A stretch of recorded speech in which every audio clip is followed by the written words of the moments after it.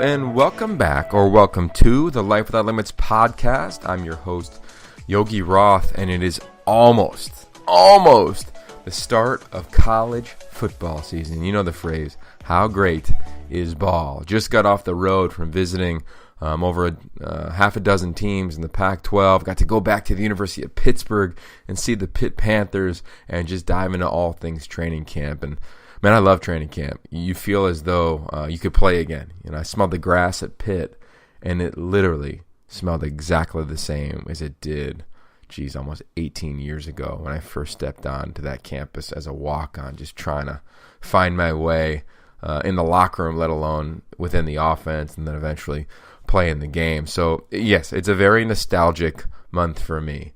This guest today, his job is to create nostalgia. His name is Jim Jorden, and Jim, quite simply, is the best sports storyteller I've ever been around in my entire life. Jim's background is phenomenal. Jim is probably best known for, right now, as the director of the documentary series All or Nothing, which featured the Michigan Wolverines, which now you can watch on Amazon. It's been on for a couple months, and people are binge watching it, just getting ready for the season, and Jim Harbaugh and Shea Patterson and all the things within that program. But I've known Jim for a really long time. Jim has done so many special things in his career. He's done 30 for 30s. He's done documentary series on the Pac-12 networks. We worked together on a series called The Drive. He works and creates content, all the insider content for the SEC network. He has wired, meaning put a microphone on more players or coaches in the history of sports. We're talking NFL, Major League Baseball, NASCAR, NHL, NBA, college football, college basketball, women's basketball, gymnastics, softball, baseball, PGA, high school. He's even done documentaries on cheerleading. Jim has done everything. We met almost 7-8 years ago. We're doing a project with Pete Carroll and the Seattle Seahawks. And when we met, I instantly was like, I'm going to recruit you as my mentor in storytelling. And he's been just that. And the beautiful thing is that he's been that for countless people in this profession. He's got a beautiful reputation is being able to tell stories. And we dive into that on this. He talks about the power of writing and why it's so critical and how you need to be deliberate as a writer, as a storyteller. He talks about how he even got on to NFL Films, where his career really began. And for them, it wasn't about hiring editors or cinematographers. You got hired because you were a gifted writer. So you have to know how to tell story. And when I talk to young people who want to get into storytelling, I always say the same line, is that you talk like you write, and you write like you read. So if you're not writing and you're not reading, you're going to struggle talking or sharing a story. And Jim totally backs all of that up. He's big time. He's developed a philosophy based on all of these coaches he's heard from, whether it was Pete Carroll, Bill Walsh, Jim Harbaugh, David Shaw. I mean, so many wires he has heard and gained knowledge from. He's special. He is just special. He talks about producing your personality. He talks about how the show can become your memory. And I think that's really true. You know, we don't often remember certain games unless they're epic, but we watch a documentary or a series like All or Nothing, we're inspired, we're impacted, and that becomes our memory of that team and that program. Quite simply, Jim Jorden, his heart, his soul, his storytelling acumen, it's as special as anyone I've ever met. And I'm so gifted to have him as a storytelling mentor and a close friend who I consider family in my life. Jim, he's impacted me in so many ways. So I'm going to get out of the way and stop gushing so you can listen to Jim Jorden. Here we are, Season 4. It's college football season. Make sure you check out all the episodes at yogiroth.com. We got a lot of cool things coming up. You're going to be able to get weekly emails in college football season. You're going to have some swag to take a look at in college football season. A lot will be happening. So make sure you tune in for all things. Check out yogiroth.com, and please subscribe, review, share this podcast. Let us know who you want to listen to. But in the meantime, listen to Jim Jorden. I think as a storyteller, and we're all living a story, this guy will change your life. Peace. All right, I talked about him in the open. Fired up to welcome somebody I consider a great friend. Taught me a ton about this industry, and I think the elite storyteller in sports that I've ever been around. Jim, thanks for joining the show, brother. Sure, glad to be on. I love it. All right, so I want to, this podcast is all about exploring the simple question of what does it mean to be human. So I'm curious for you, because you are one of the most detailed, one of the most competitive, clearly a complete storyteller, an athletic mind, a coach's mind. Curious, when you go back and you reflect on your life, what do you think has driven you to be as driven as you are in your career, on and off, behind the lens, as an executive, and all the facets you've accomplished in your career? Piano lessons. For real? Yep. When I was growing up, I was one of 9 kids, 7 sisters, and my mom made me take piano, and I couldn't stand piano. The teacher's name was Mrs. Evanson, and I would go to her house and sit next to her, and it was torture. I couldn't stand it. But I learned success through repetition. I would practice the same thing again and again and again and play, and I actually became, okay by just doing the same thing over and over again. So when I was in junior high, because I played a little bit of the piano, they wanted me to accompany the choir on a song, and I was terrible. I'd make mistakes. I'd screw up. We'd have to start again, and the teacher thought, oh, Jim's not going to be able to do this when it comes time for the concert. I'll have to step in and do it for him. And one snowy winter morning in Chicagoland, she was late because of the weather, and it was just me, and I was like, oh, my gosh, I guess I have to do this. And she said, her name was Mrs. Budlong, she said when she came in, she heard someone playing the piano, and she said, oh, I wonder who that is. And she came around the corner, and she was shocked that it was me. And I just realized that if I do something over and over and over again, I can learn to be successful at it. So then as I got older, that translated into sports. I was always the last kid chosen when picking sides. I was a horrible, horrible athlete. And after my 11th grade, I decided I want to be good. So I found out who was going to be the quarterback. I decided I want to be a wide receiver. And every morning he and I went in and we ran routes. He threw me the ball. And that fall we won the state championship, and I was, quote, good. And it was the same thing, success through repetition. Wow. Okay, there's a lot to unpack through that. Where do you think, I guess, how would you define success? Because you've had it a lot of ways, right? You've won 16 Emmys and counting. You're director and executive producer of All or Nothing, the series on the Michigan Wolverines. We've worked together on The Drive with NFL Films. You do all the SEC Inside, documentary-style shows. So you've had a lot of success perceptually, but I'm curious now, as you said, success through repetition. How do you define success? I always compete against myself. I want to be the best version of myself. I want to give my best effort. I remember I wasn't a particularly good student, and my dad would always say, well, did you give it your best shot? Did you try your best? As long as you tried your best, that's all that matters. And so when I ran track, that was how I kind of became, quote, good in sports, is I didn't know how to run with form. So I went out for the track team because they said I had to be faster. And I learned how to run with form. And I can remember the first time I ever ran a 400-meter race, coming around that 300, and they call it the bear jumps on your back, and you tie up and you can't run, and it's really myself against the clock, not against the other runners, of how much effort I'm going to give. And I know inside if I've really given it everything that I have. And so that's how I've always looked at things. No matter what show I do, am I giving it my best effort? And when I'm at my best, I know that I can help other people be at their best too, and that's how you kind of get a team thing going. Wow, I love it. Okay, so you know that I have one rule on the show, and the only rule is that I can't ask questions that I already know the answer to. And because I think it's more fun that way. And this is a fun show because I think I know a lot about you. We've worked together for a long time, but what I'm curious about is when you got started, right? You told me this great story about when you got going at NFL Films. They hire people that can write first, and then say that they can teach them the tools of television or film, of how to edit, how to shoot, etc. I'm curious for you, because your journey as a writer, I'm sure, is a unique one. Why do you think it's so critical to write? Because whenever I talk to college kids, I always say you talk like you write and you write like you read. So if you don't read anything that's of quality, you have no clue how to write. And if you can't write, then you're going to speak in what I call Twitter, right? It's going to be short sentences that have poor punctuation. But everything you've done is always told so beautifully. I'm curious if you go back to that writer who found a way in NFL films to kick off his career. Sure. NFL films, when they started shooting film back in the 60s, a print would come out of the original film. And when they tried to turn around their shows really quickly, they couldn't cut the original, and they didn't have time to make a print.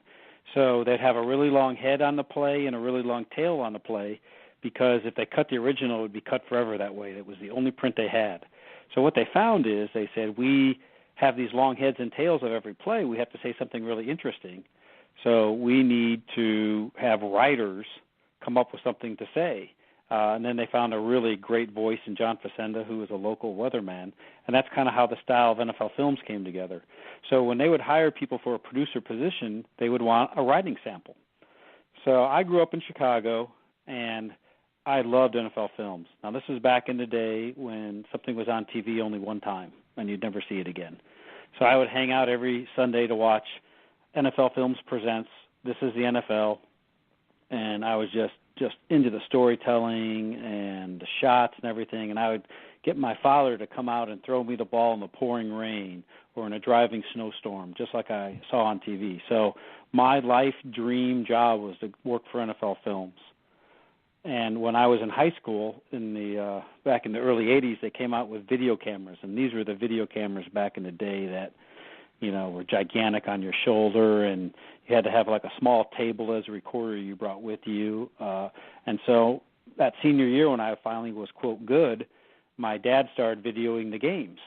And so being a fan of NFL films, and we won the state championship, I said, I want to make a highlight film. So how do I do this? So I'd put the tape into the camera, hit play, and then I'd put another tape into the recorder that we had in our house and hit pause, record, and I put a bunch of plays all together in a row. And then I ordered 5 LP records of NFL Films music, and then hit audio dub and played the music on a speaker and had a microphone right there and did the narration myself and put together a highlight film. And, all that technology was new back in that day, and so the teammates loved it. People liked it a lot, and I was like, wow, I wonder if I could do this as a job. So when I went to college, I wrote my master's thesis on NFL films. And so wow. I just wanted to work for them. That's all I wanted to do. So I got married when I was in college, and I'd come home every day to my wife, and I would say, did Steve Sable call today? She'd say no. Come home the next day. Did Steve Sable call today? She'd say no. So, I'd do this every single day. It kind of like was a joke. I came home one day, and I didn't ask the question. She goes, well, come on, ask the question. I go, what? She goes, the question you ask me every day. I go, get out of here. She goes, no, come on, ask me. I go, all right, did Steve Sable call today? And she said, no, but a guy named Bob Ryan did. And I knew who Bob Ryan was. He was the editor-in-chief. He was the number 2 guy there. So I gave him a call, and he said, Jim, we only hire writers, so we need you to do a writing sample. So I gave my best shot of a writing sample and sent it to him, and he got back to me, and he said, nope, it's not what we're looking for. And I said, well, what are you looking for? He goes, well, I can't really tell you. It's really hard to say, but it's just not our style. So I said, all right, can I try again? So he said, sure. So I tried again, sent him the writing sample, called me back, said, nope, you're not talented enough a writer for us. I said, well, just give me one more chance, please. So he said, okay, you get a third chance, but that's it. So this time I took a VHS tape called The Young, the Old, and the Bold, and it was a film written by Bob Ryan.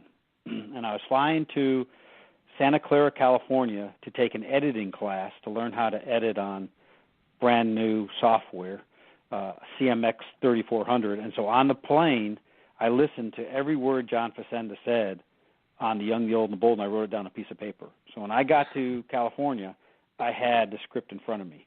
And so I took that script, The Young, the Old, and the Bold, and I followed its format and wrote a script on backup quarterbacks. Now, some people today would say that's plagiarism. I thought it was creative. I didn't copy it. I just had, though, the style in front of me. So when I sent to Bob Ryan, he was very close to his own work. He thought it was the greatest writing sample he had ever read. So he said, "You are hired immediately." So I went to go work for NFL Films, and that's kind of how I got in the door. And what I found when I was there was Steve Sable was of a similar mindset. He was not a journalist in any way. He said things like, never let the facts get in the way of a good story. He said, well written is half stolen. He said, if you're going to steal from Tiffany's, not from Kmart. And so what he would do is he would read magazines and books, and he would find paragraphs and phrasing that he thought was really interesting. And what he would do is he would cut it out, and he'd put it on a card. And whatever the subject was about would be the head of that card. So it would be, victory, defeat, and very specific things like backups, receivers, linebackers. And it wasn't just sports. He would read everything. And so in his office, it's still there today. He has probably 24 boxes full of index cards with labels probably over 1,000 of different great lines from other writers. And so when he would write, he would look at a subject matter and he'd pull out a card and it would inspire him that way. Wow. Yeah, that's really cool. You've been inspired by a lot of ways. You inspire a lot of people. I love how you've created your production company, Jim Jorden Productions. You seem to find young individuals in college who have a desire for story. I would imagine similar to the story you just referenced on this podcast, and you bring them on. And what I love about working with a lot of the guys that you've brought on, Jim, is that they've got this pure passion for story. And I ask you that because you've listened in your ears to every iconic coach and player, at least 90% of them in the NFL over the last 25 plus years. We're talking about Bill Walsh to Pete Carroll to Bill Belichick to Tom Brady. I mean, you've heard everybody when they're mic'd up. I'm curious, out of all those wires that you've heard, including Jim Harbaugh this year on the All or Nothing series on Amazon, how have they influenced you as you have brought and managed multiple teams, right? You got a team filming the SEC all last season. You got a team capturing all the Michigan content. We work together on fun stuff here and there. Where have you gleaned insights as a motivator to manage, other talented filmmakers that have a desire to be in your chair someday? Well, what I found was that there are many, many different styles of leadership. And so I really enjoyed listening to coaches and players when they are in a game because they're competing. And what I found was from the NFL coaches back in the day when I was with the league, they're successful but in a different way. So, for example, John Gruden, who's back now coaching, he was very sarcastic. And so that is how he would motivate and lead people. Mike Holmgren was a really big, huge guy physically. He's really tall, and he was actually kind of intimidating. I heard him one time threaten to cut a player on the sideline during a game, and I got everybody's attention right away. Steve Mariucci was a very funny guy. When it was a very stressful situation, he would have a joke. He would have a one-liner, and he would really loosen everybody up. Mike Shanahan was intellectual. He would just always be thinking of something new from a strategy standpoint. In the Super Bowl 33, I believe, when the Broncos beat the Falcons, Elway threw an 81-yard touchdown pass to Rod Smith. And when the Falcons had the ball previous to that play, they were driving the whole length of a field. Shanahan was on the sideline with Kubiak and Elway, and they were taking what they called the quarterback keep pass, where the quarterback rolls out to the right with a little play action, and the wideout on the right side runs a 17-yard comeback. And Shanahan had seen something in the Falcons' defense, and while the Falcons had the ball, they were on the sideline, and they converted the comeback route to a deep post, and 81-yard touchdown, probably changed the whole game, and he was just so non-emotional about the way that he went through that. So when I would listen to all those guys and I put together shows on them and stuff like that, I would always take a little something from each person that I liked, and I would try to add it to the way I reacted to things or the way I communicated or something like that. Is there somebody that, you think you fit into the archetype of, whether it's Coach Carroll or whether it's Shanahan or whether it's Harbaugh? We did the show on Jim Mora for a year. If you were going to get comp to somebody or whose personality you think people would say you'd be like? Well, I'm actually kind of dorky, so I don't think any of those guys are dorky, and I'm really loud, and I get really excited, and that none of those guys are really that way. I thought Pete Carroll was really interesting in that he's very enthusiastic, but he's not dorky, and he would really work hard, as you know, because you were there with us, to find the right phrasing, to be responsible for somebody else's listening. There was a lot more to his mental approach than I really realized that head coaches do, especially as the game changes and there's more money and you got to really pull everybody together.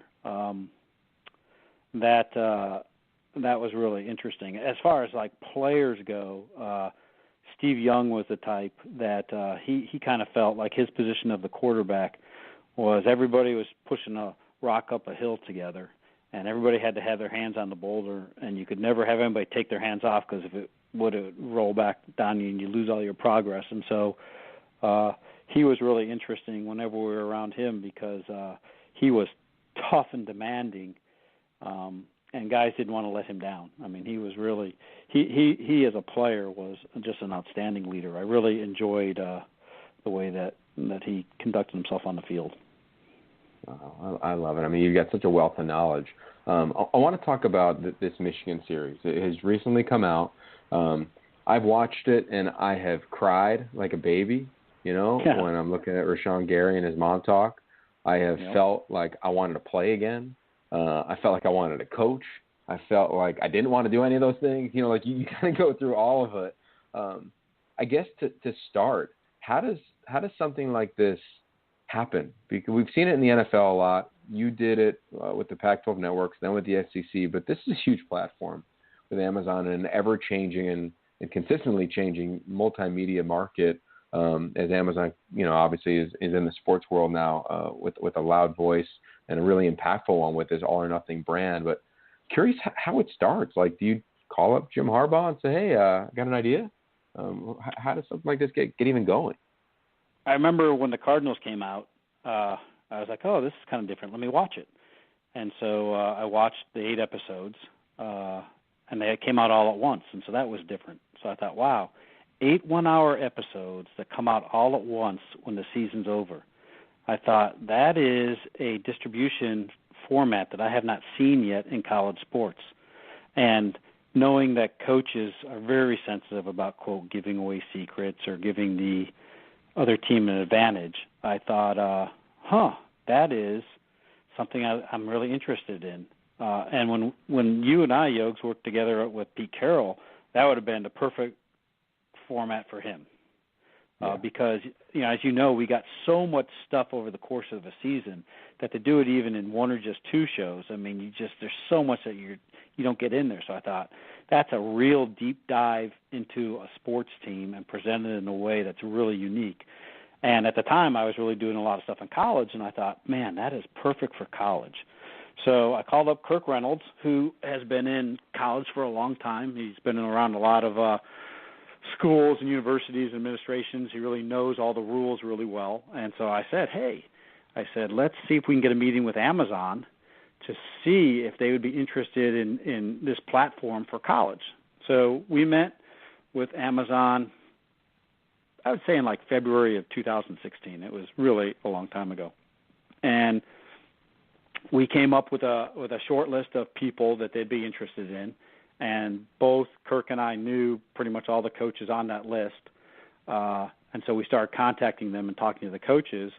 And then Kirk said, hey, I have this friend, Ron Lynn, who he is the Kevin Bacon of coaches, the 6 Degrees of Kevin Bacon game. Well, Ron Lynn, everybody knows him.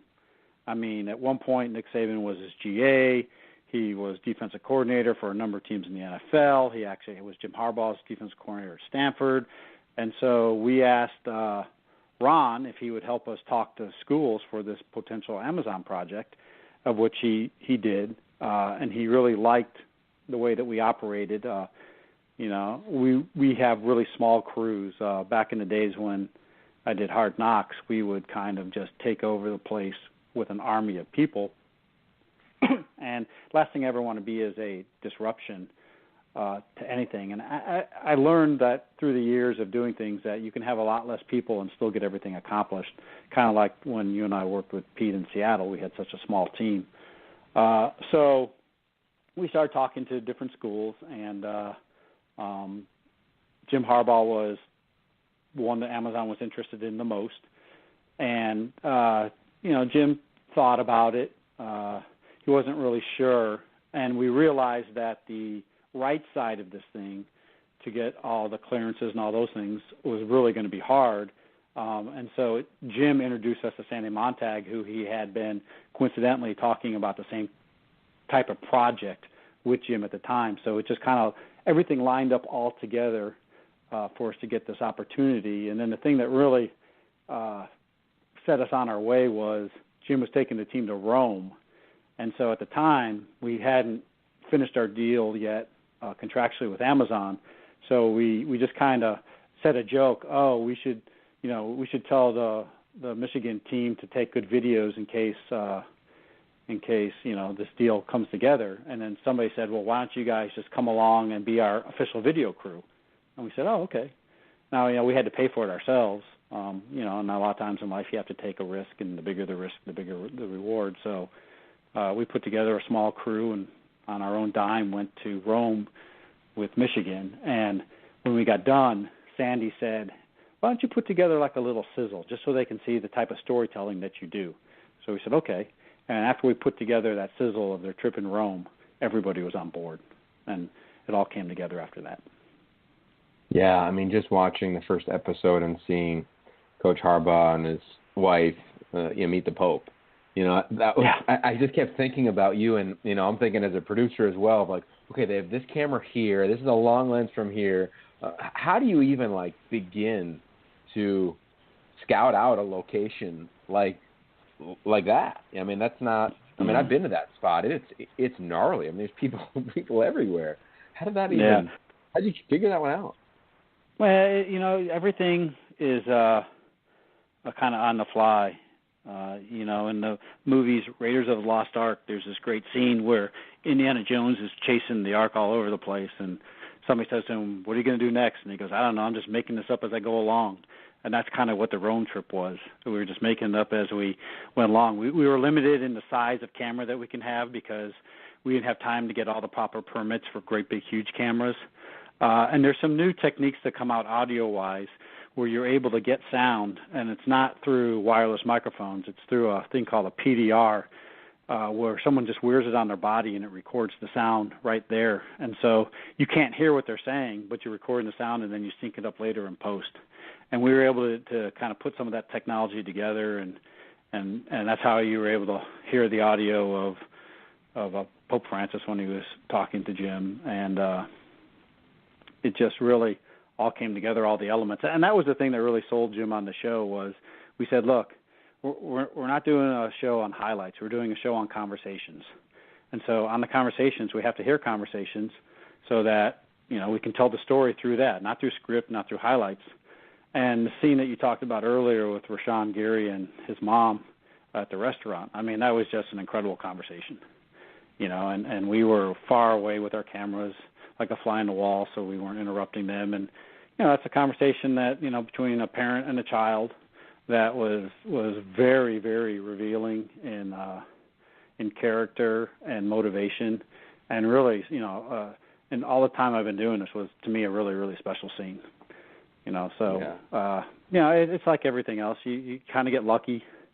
You're in the right place at the right time. You do have a plan. You have to be able to ditch the plan if you need to. You need to suddenly do something else if you have to. And then you go back and you edit it, and hopefully you have the right stuff there to tell the story the way you want.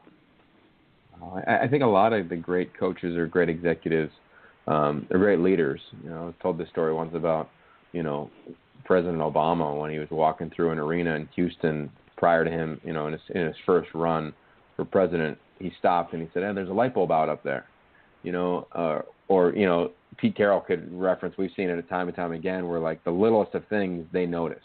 I'm curious. I'm assuming Coach Harbaugh's like that. And I've talked to some people that have been around him or worked with him or for him, and they said his attention, his focus is really unique.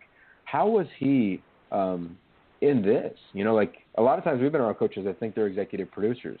They are to a certain degree because they're curating the content that you get to cover.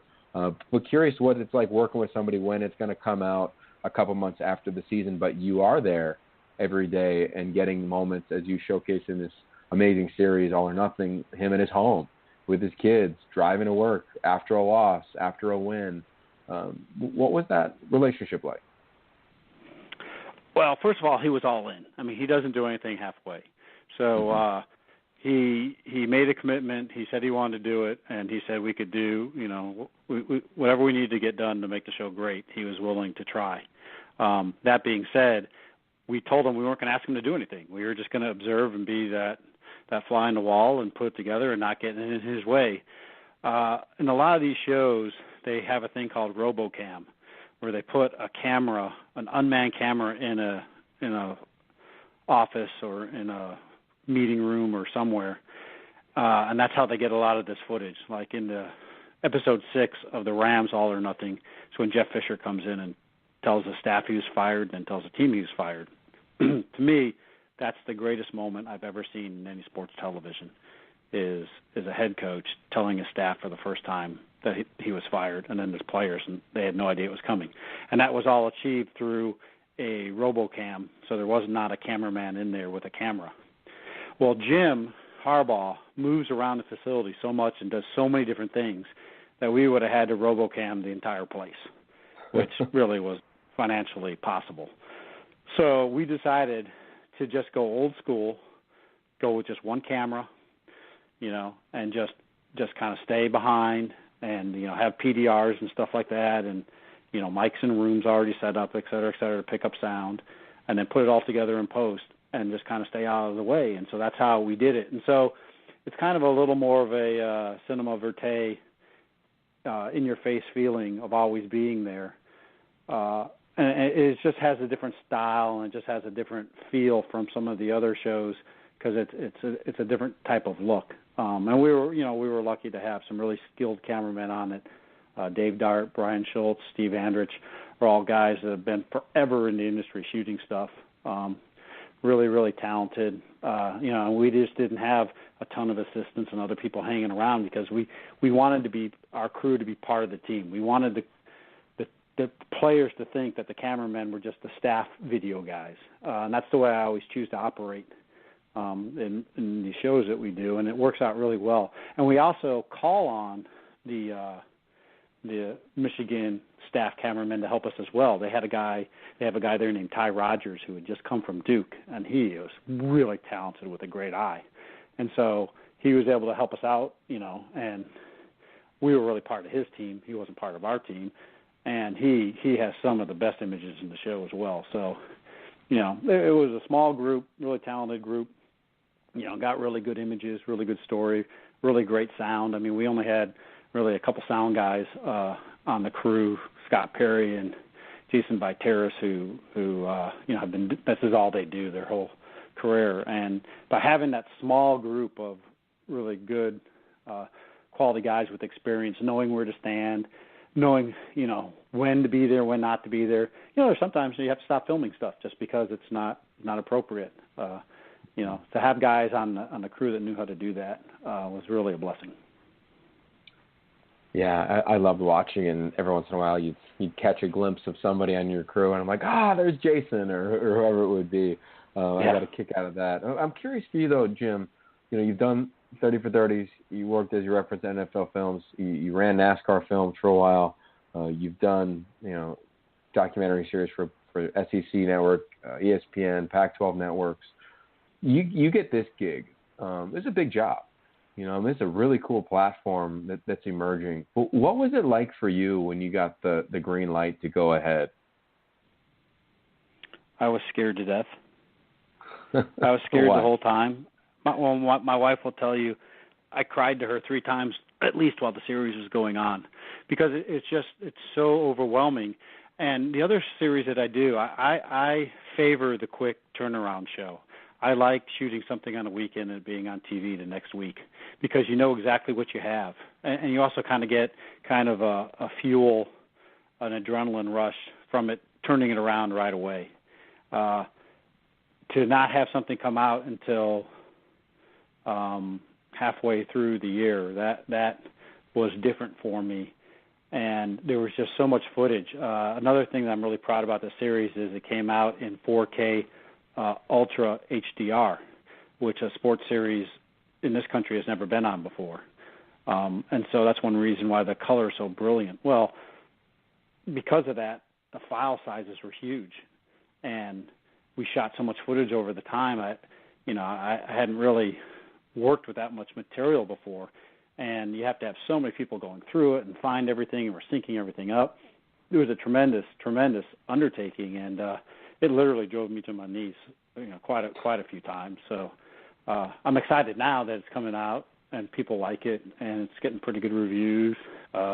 Everybody's happy, but most of the time I did it, I was just petrified. When you sent it in for the final time, what was that like when you sent it to Amazon and said, okay, we're done? I really, because it's 8 hours, 8 1-hour episodes, it's less than an hour in real time, but it's 8 episodes. It's really hard to watch them all at once and get an idea of the story arc while you're making it. And then there's always so many revisions and changes and stuff like that I really didn't get a sense.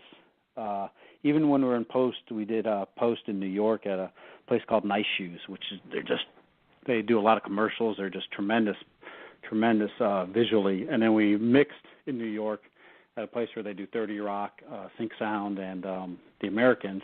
And so even then, putting the elements together and watching the shows back, you still can't binge watch it like it's going to come out. So you kind of are like, is it going to flow? Is it going to go from one episode to the other real well? Are the storylines going to follow all the way through? Because it's meant to be a binge watch experience. And so it really wasn't until it came out on Amazon on April 5th that I was able to sit down and watch it all the way through one time. And I was so pleased to how the final result was. I'd seen probably the material more than anybody, and I reacted to things still, and so I figured that was a good sign. If things still made me emotional, as many times as I've seen it, I figured that people watching it for the first time would respond, and it would evoke an emotion with them too. Because that's what you're trying to do in all these things, is you're trying to evoke an emotion. You're trying to move, touch, and inspire people. You're trying to have them watch something in the show and saying, I want to do that in my life. Whenever I talk to coaches, that's my biggest pitch, is that you as a coach communicate in a very individual way. And so there's things that you're going to say that are great. Things you're going to say that you don't want anybody to hear.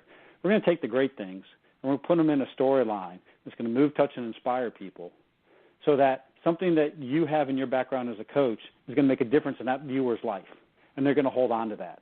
And the next time they're in a situation, they're going to react some way that they learn from you. And that's what I really enjoy about doing sports. Movies are great, but they're on scripts. You're blocking out things. Documentaries are cool because they're stories that usually no one's ever heard. But when you're doing these shows with sports at an event, everybody already knows what's happened, but it's the way that you tell the story that they'll remember. And when you've done a really great job of it, even though they've maybe seen it live or they've attended it, then your show becomes their memory. And then you've done your job well as a filmmaker when that happens. Wow, your show becomes their memory. That's so true.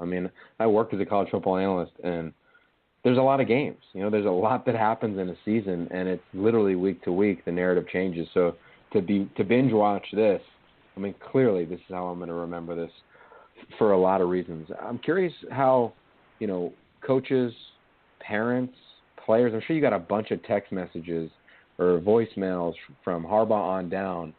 Anything surprise you from those notes? the ones that I've really liked are, there was a woman in Scotland who, and that's what's so great about social media now, is that you can hear everybody's reaction. And I enjoy the not positive reviews as well, to see what I can learn. If someone's invested the time to really watch all 8 episodes and give it a crummy review, I want to know why. I think that's great. But this one lady in Scotland said that she's like, I'm in Scotland. I don't know anything about American football. I don't know why I'm addicted to this show. And I thought that was really great to get somebody like that, because it literally is all about the story. The games aren't the main thing in this thing. They're nice and everything, and you really learn a lot and you hear a lot and see a lot. But we tried to put college back in college football. We tried to put student back in student athlete, and I think we accomplished both those things. I would say from the players, what they've gotten a lot is people realizing their point of view.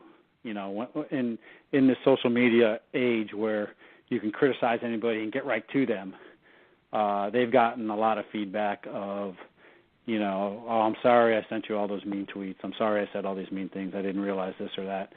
So that part is nice. I've always felt, and we've sat in on pictures with coaches before, and I always love when you say it, and I've totally adopted it as well, of we just want to show the truth. We just want to show what really happened. We're not here to over-dramatize anything or undersell anything. Like, we're literally not even having an opinion. We're just showing what's happening and making it look beautiful. I want to ask you about Coach Harbaugh and what he said when he watched it, because I think when head coaches go back and watch these things, and we've heard from Jim Mora or Todd Graham or Sonny Dykes on the stuff we've worked together on the Pac-12, and I'm sure you heard from SEC coaches. But hey, wow, man, you really captured it well. And I think they're a little skeptical at first, just because that's a coach for the most part. What did Jim Harbaugh say after you watched it too? The comment that Coach Harbaugh made that stuck to me the most was when he and his wife Sarah met the Pope. They had a short conversation with him, and they were so in the moment that afterwards they didn't even remember what they had said or what he had said. And so when we put together that part of it, he was so glad that we had recorded it so that he could remember what really happened. And I think that happens to us a lot in life. We take a few different events and we kind of cloud them all together and combine them. We don't really remember them the way that it happened. And so what's great about this show is, he has 7 children. 4 of them are pretty young, and their house is, in the morning is just, typical, getting everybody ready for school, all this stuff going on. And so when we were able to go to his house with his kids and everything, that to me was what I call authentic reality. It's unscripted, and it's reality, but it's really authentic. You're just getting what really happens. And so probably my most favorite scene in the whole series is his daughter, Addie, has an infected ear. They decide, what else are they going to do? They're going to take her to the trainer, because they go to the trainer for everything, right? The trainer fixes everything. So, and they take to probably all 4 of their kids probably went together at that time. But their trainer's looking at Addie's ear and what are we going to do? Is it going to be okay? And Jim's just sitting in the background watching. He's sitting on a table, and his son Jack is next to him. And typical of all little kids, he starts pushing his dad. His dad's kind of on the edge of the table, and pushes him a little bit more. And next thing you know, Jim realizes he's going to fall, and so Jack pushes him over, and he just falls off. And to me, that's just such a real moment of a dad and a son. And now that's Jack's going to grow up, and he might not even remember that when he grows up, but he will now. Yeah. And it's just so great to capture those things on. One part of the series that we didn't really go into deep enough is with Jim's parents, Jack and Jackie. They're such marvelous people, and there are so many stories that can be told with them. But you only get to so many things in 8 episodes, and we didn't get into it as much as I want to, but they are really a tremendous family, a really interesting family, great football history. John, the brother who coaches the Ravens, came to talk to the team one night before a game. It was great to see him. They talk on the phone all the time. It's just really, really neat family to be around and listen to, and we were really privileged to get the opportunity to document their story. Yeah, it was really cool to watch because, as fans, we see the coach on Saturday and we see him on a Tuesday press conference, and you know that they grind. You know the profession's hard, and I loved watching Coach Harbaugh. To your point of that scene, I think it was episode 2 with his daughter and the whole family in the training room. It's in the beginning of the season, and he literally says, "Okay, I got to go," and then he walks into the team room and addresses the team after the game. And I love that because we got to see not necessarily only the humanity, but like the nuts and bolts that go with the craft. I mean, these coaches to have a prolific program, you got to have a prolific life, and everything's connected in some form. And I thought that was really cool the way that you balanced it. And the moment with his kids was magic. So I want a couple more before I let you go. I think football is in trouble. Less people are playing. I think at times that's a good thing because the ones that have a great passion for the game. But I also think that the people that work in football are indebted to give back to the game and save the game. Yourself, myself, coaches, players. I mean, it's a gift that we get to be a part of this. So I ask you this as the director and executive producer of All or Nothing, the Michigan Wolverines documentary series on Amazon, is that how do you assess football? And what would you say to somebody who is maybe against football or maybe they don't want their kids to play, of why they should watch this so they can understand the beauty of this game and it's not just injuries and concussions? Well, Michigan had what their fans considered a rough season. They lost 5 games. 4 of them they could have won, but they didn't. They lost in those 4 games to rivals that they really don't ever want to lose to, no matter what. So it was a rough year. In a lot of ways, life is rough. Bad things happen. You have disappointments. It's how do you respond to that adversity? And that's what's great about the game, and that's what's great about the series, is you see how they respond. I mean, Michigan lost its last 3 games, and while we were filming it, we thought, oh, my gosh, this is so bad. Well, the way that they responded to it and the way that the show ends in episode 8 really is great and really provides hope for the future. A year ago, what was Georgia's record in 2016? They were 8-5. Where were they in 2017?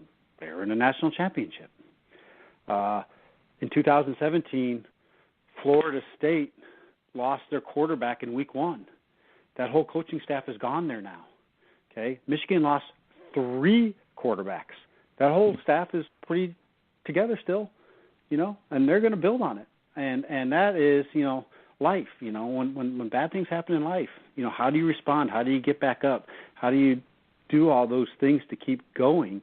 Because you have to, and that's what this show was about. And they did a great job of holding it together. I mean, the quarterbacks, 3 different guys played. They were all for each other when they weren't playing. I mean, helping each other out and everything, doing the best that they can, getting all kinds of criticism all the time. And everyone forgets they're just kids. I mean, a lot of them aren't even 20 years old. I mean, they're kids. And so that part, I think, really came through in the show. And we were really fortunate to be in a place to have the opportunity to make something like that. Yeah, I mean, all the people that I've talked to aren't huge football fans that have loved it because they found the humanity in the game. And the lessons I think that are taught, in football are just different than other sports. I truly believe, Jim, it's the ultimate team game, and I would assume you would agree with that. For you and your team, how do you process, having a project like this and the level that it's at, and then going and doing something else, and going to your next project? Like, what is your process from, I don't want to put words in your mouth, but potentially a career high to what's next? I'm curious how that works for you and the people that you brought on board for this. Sure. Well, I mean, first thing, you got to keep it in perspective. You cannot have a big head about anything, because life can change in an instant, good or bad, either way, at any time. So a very unknown, untold part of this whole saga is partway through putting it together, there were some internal changes at Amazon. And so a different set of people became in charge of our project. And the people that became in charge of our project were the people that were in charge of the All or Nothing series, because this originally wasn't going to be called All or Nothing. It had a different name.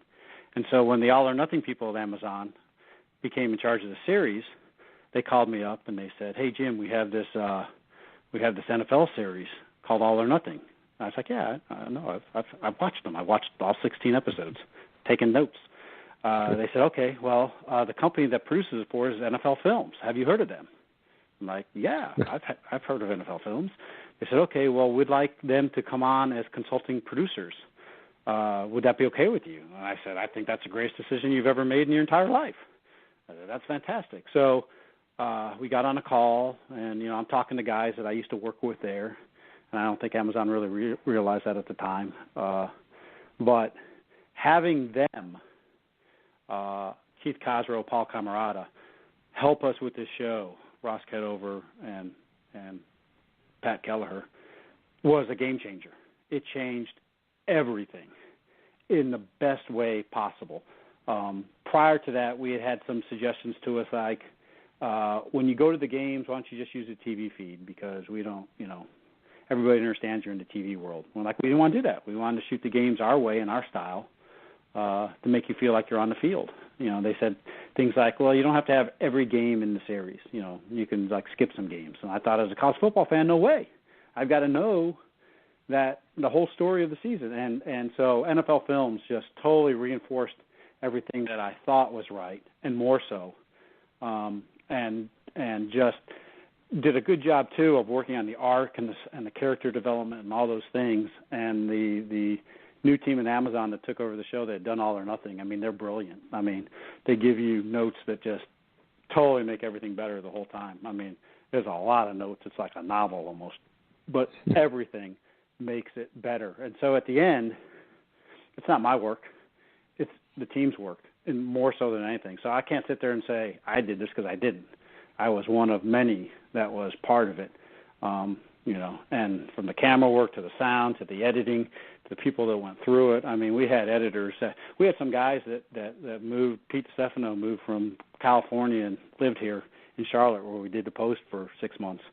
Kevin McCabe cut all the game action. He moved from New York down here for 6 months. I mean, they left their families, their kids, and everything. I mean, they totally sacrificed it. Tom Hedden, who did the music, he's won many Emmys for music. He came up with putting the Michigan fight song theme in there in different places in different ways, which I thought really worked fantastic. But, I mean, he had so many nights in a row where he had to redo things again and again. So I look back and I'm like, hey, I'm glad it turned out well. I'm just a piece in this thing. The whole deal wouldn't have happened without Sandy Montag. I mean, he said it was the hardest deal he ever put together in his career, and it wouldn't have happened without him, period. We wouldn't even be talking about it. So it's very easy for me to move on to the next thing and just kind of look back and smile and say, that was a job well done. It really turned out well. I'm very, very fortunate that it turned out well, and I'm very proud of our team that put it together, because it was an ultimate team experience. Wow. I love that. Okay, so before we let you go, there's a lot of storytellers that listen to this podcast, and I believe we all are. If you got Snapchat or Instagram, you're telling a story whenever you post something. Sure. Or you got Twitter, you're posting something, you're telling a story. So I hope you know the impact you've had on my life. You've supported me in all my creative endeavors. What would you tell people that are trying to shape and tell stories, whether you're talking to people like myself, people that you would hire, people like your son who works at the Golf Channel as a storyteller, to the student at a school at Michigan or at USC Film School, what would you tell them or tell me of, as a storyteller, the key is blank? Produce your personality. When we go back to the writing thing that we talked about at the beginning, NFL Films hired a lot of people with a lot of different diverse backgrounds. And I've always tried to surround myself with the same of all types of different people because you are going to, they say, write what you know, you're going to produce your personality. And so whatever your personality is, it's going to come out. Now, when you combine that with your passion, that's where you're really going to get something great. Combine your personality with your passion, and that is going to give you the best product possible. Wow. What makes you feel, at all the things you've done, what makes you feel the most alive, Jim? After I get done with the shoot, when we capture good content at the end of the shoot, that's when I'm the most alive. So we got to do the national championship game this last year between Alabama and Georgia, and it goes into overtime, and I'm shooting sound on the Alabama sideline, and Tua drops back, throws the touchdown pass, and I'm shooting the reaction, and it's great. People are running all over the place and everything. And the game's over, and it's total mayhem. We're getting everything we can, and we're now putting our equipment away. And I'm thinking, hey, that touchdown pass went in the left corner of the end zone, and that's where Tyler Adams was sitting. And Tyler Adams is a great cameraman, and he can do the ball in the air spiral thing. I'm like, I wonder if, that was a good shot for him. So I just looked at Tyler. I didn't even say a word. I just looked at him. He looked at me and just nodded his head once. He didn't say anything, and I knew that he had killed it, and he did. It is such a beautiful shot. So that's the stuff that really gets me excited. I mean, I love good material. I love capturing it. I love working with it. That's the thing that really gets me going. And what is it now that you're seeking in life? Consistency, love, peace. As I get older, and I get to work out in the summertime with a bunch of NFL players, and it's really, really great because they're super competitive, way more competitive than me. I understand why they're pros and I'm not. But the one thing that they all have in common is the person who gave them their first shot, they hold in very high esteem. So there's this one receiver who had played a number of years, and he really was appreciative of Marty Schottenheimer. And I was like, why? He goes, well, because when Marty was with the Chargers, he gave me my shot. I said, oh, okay. And what I found as time goes on is I'll reconnect with people at NFL Films through this project or at NASCAR or, in colleges where I've been. And it's really great to see how people have grown. And they're always appreciative if I was part of playing a role and giving them their shot. I mean, a lot of times they'll tell me things I don't ever remember doing as a boss or, advice or something like that. But it was important to them. And so that's what's great about life is that, you give of yourself to somebody else, and then they take it, and then they pass it on, and then it keeps going. And that to me is what really life is about. Wow. We ask everybody on this podcast the same question, Jim. How do you feel about the word limits? No limits. There's no limitation. You shouldn't limit yourself ever. I mean, you live a life without limitations. That should be someone's slogan. It'd be really great if they had that as their slogan. Yeah. And how can people, once they watch this, what's the best way to reach you? Is it Twitter, Instagram? I'm on Twitter. I'm on Instagram. My name, Jim Jorden Productions, is an email address at, I think it's Gmail. There's it's so great in our society. You really can get in touch with anybody if you want to. If you try, it is not hard to get in touch with anybody and get right to them.